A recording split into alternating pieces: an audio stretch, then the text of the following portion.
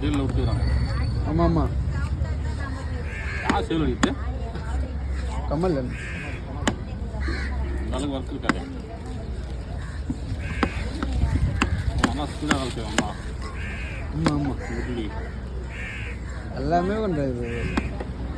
Fillet பண்ணுவான், மீன் வெட்டுவான். மீன் வெட்டணும் அவன் தெரிஞ்சான். அவன் மீன் வெட்டணும் அவன் சாதாரண ஆள் கிடையாது. அவன் கடையே இருந்துச்சுக்கா. எங்கே மார்க்கெட்டில் மார்க்கெட்டு இங்கே கடை